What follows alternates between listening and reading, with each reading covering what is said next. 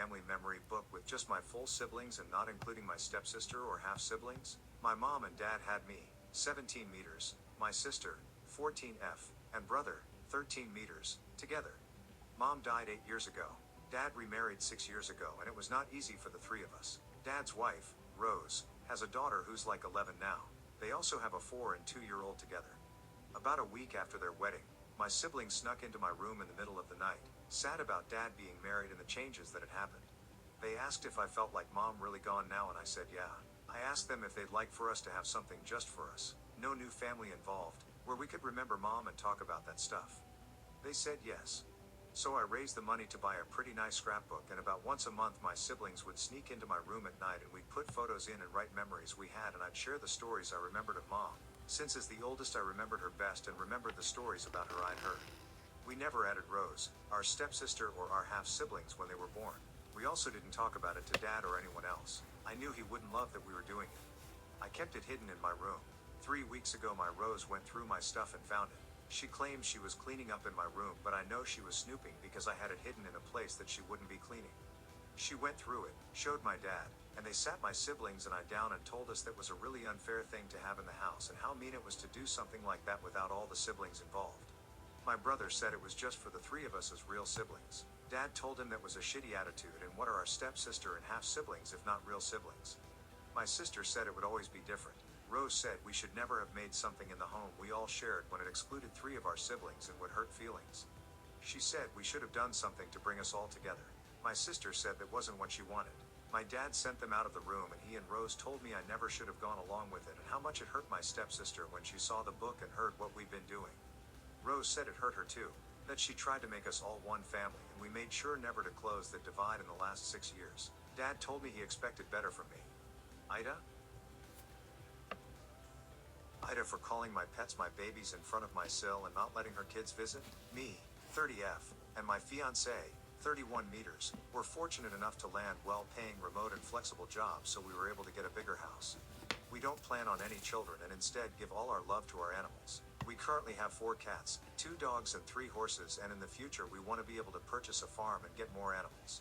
I absolutely love each of them and we make sure they get all the care and love they deserve, since all cats and dogs were rescued and some had issues dealing with humans. Horses are a part of my hobby, so I also make sure they are enjoying their lives and have ability to spend most of the time outside and not in the stables.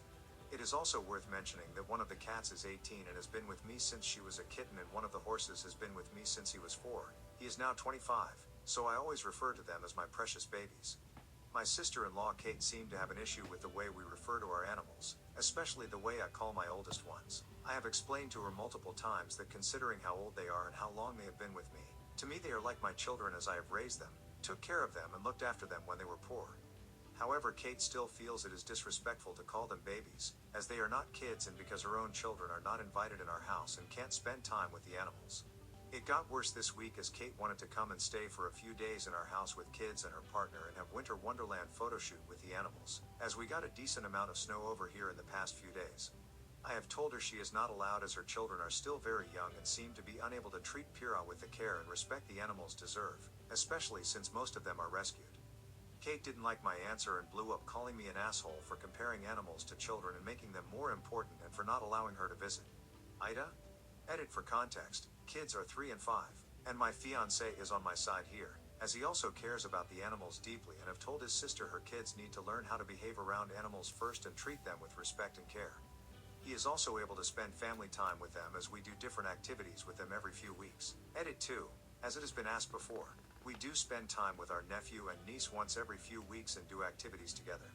It is just we are not comfortable with them in our house. Both of the kids have been exposed to animals. They visit my mill a few times a week who has dogs. However, due to the way they behave around and to the dogs, her dogs tend to hide when the kids are there and refuse to come out. Ida for telling my coworker she doesn't need to be adopted. So my coworker, 26F, lost her adoptive dad 6 years ago and lived with her adopted mom. Let's call my coworker Pam, not her real name. Pam has been working with me for a few months now and it's really clear that she doesn't know how to think on her own. Her mom still packs her lunch and she drives her to work when it rains. Now Pam does not have any sort of disability or delays. She is very much able to do everything on her own but has been coddled her whole life. Now her mother has gotten a job offer in another country. Pam has made it clear she doesn't want to move and will be staying here if one of her older siblings adopt her. She had 3 older siblings, 45, 42, 37. Pam is the youngest and was adopted from another country at the age of 3. I told her that it's so sweet that she will be living with a sibling, but I asked her what she meant by adopting her since she is 26 and the legal age is 21. She says that she needs to be adopted to stay because who's going to take care of her since her mom is leaving? I asked her to explain. This woman doesn't pay any bills. She has no idea how to cook for herself or live on her own. I asked her if there's a reason why she can't live on her own. She told me that it was too hard and it's better if someone just takes responsibility for her. I told her that the only way they can adopt her is if she releases her rights to her siblings and the court would have to determine if she is incapable to be on her own. She told me that's fine, I don't want to be responsible to be on my own.